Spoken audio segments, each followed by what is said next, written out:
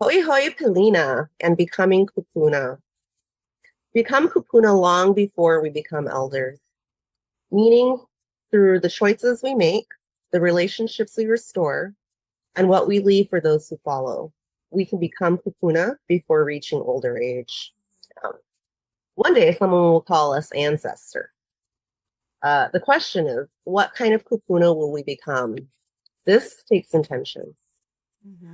Yeah, it's definitely a path that has to be intentional, especially when we feel crushed by weight, or we feel exhausted, or the novelty has worn off, or we're dealing with some difficult individuals.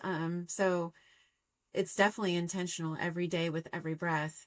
And, most people think becoming kupuna is something age gives us naturally, but I don't believe that age creates elders. I believe that choices create ancestors, and every generation receives unfinished work, or work that needs to be evolved and adapted, while maintaining its original root. Long before gray hair, sometimes before mo'opuna, grandchildren. But one day someone or one of our sacred traditions will definitely benefit from the decisions that we decided to make, and those decisions that were never witnessed by anyone else. And I think that's how we build ourselves as ancestors. So the Kanaka essence of this would be the Kupuna carried memory forward. And our modern expression is that we become the future memory through present responsibility. What do you have to say about that, Keʻala? I love it. I love it.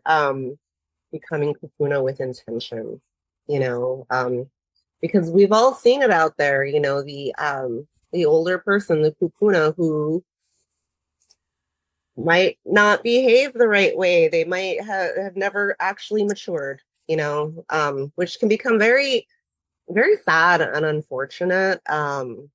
To see an older person who's more fragile now, unable to navigate the world in a peaceful way. Yeah.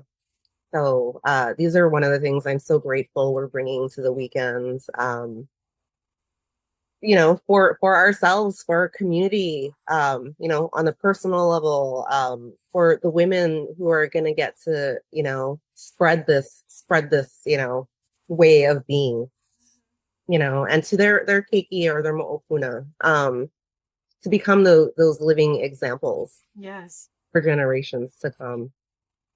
Um, I think it has a lot to do with regulation too. As an elder, when we step into a space, when we're working with someone, you know, are we actually using our wisdom through our experience to regulate the environment and the individual we're working with, or are we leaving them dysregulated by being in their presence? Do we go to Costco and dysregulate everyone around, trying to gain exception and favor, by behaving poorly? So what we could ask these questions now, as we're becoming kupuna, like, do we just spout off, or do we have some sort of control over ourselves? How do we affect our environment and those in our lives? So very important to talk about. So I'm glad we're having this session. yes, yeah, me too. And it really is, if anyone has seen our flyer yet, the main it's how I started out the copy on our flyer. Let me pull it up really quick. Okay, so the copy on our flyer was inspired by this topic. I mean, by everything, because we're about restoring connection, right? But it says, do you lead or aspire to lead? Your everyday choices shape the people around you in the checkout line, at the family table, online, at work.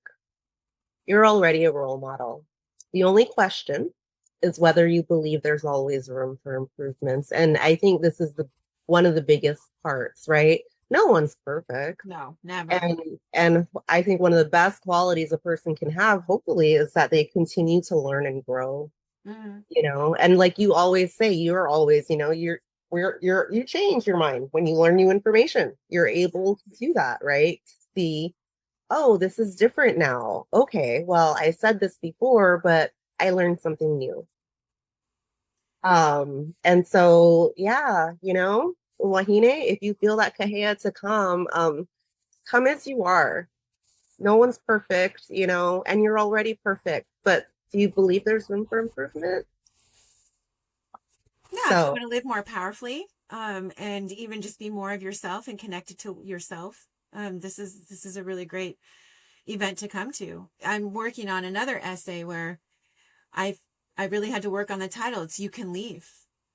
I think that applies here because we also can come. We can also change our mind. We can also grow. Which one of the topics that we're going to discuss this weekend together is, when growth is a threat, but sometimes we need to leave. And we don't need permission anymore. We're not the little girls anymore that have to abide by the societal rules and familial rules of stay, don't make a scene, let I'm going to go sexual immediately, of course, for protection. Like, let Uncle Creepy hug you and sit on his lap. Like, this happened continually as I was, growing up. And I can leave. I no longer have to stay in these conversations or interactions in public with men that feel that I need to appease them. I don't also need to, like, do a puhi, an eel to the throat. I can just walk away. I can leave. And I think just knowing that, really just draws, like we were talking about, like in a previous conversation, we were talking about drawing our mana back to our womb. It allows me to draw my mana back to my womb, give myself permission, and remove myself from the environment. So yeah, that's part of it here is we can choose to do whatever we want. And we need like-minded wahine that and not in an irresponsible way of we can do whatever we want. It's for ourselves, what's right for ourselves, yeah. probably for the first time. Yeah. And how to do it gracefully, right? How to do it without causing harm. Yes, collateral damage. Yeah, yeah.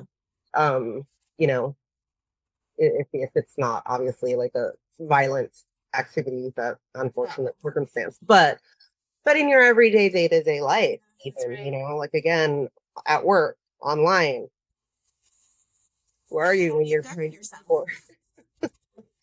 or impatiently waiting in a long line? Who are you? And Yeah, I'll tell that Cal has had a recent experience, not even 24 hours ago. But that's real life, right? I had a situation. I got back from teaching in Oregon and Washington, and the very next day, I had someone cut me off and then was yelling and flipping me off, and so I try to handle myself graciously. I did respond, not with a middle finger or anything, but I did my clapping and thumbs up, and yeah, and imitated her. So uh, sometimes that happens, but I can if I choose to do so. Usually I just stay focused, but enough is enough sometimes when people are just outrageously ridiculous. So, yeah, yeah, yeah. Causing a big scene, drawing all this attention you never yeah, asked for. So yeah, so this one's near and dear to the heart, isn't it? definitely. Yeah.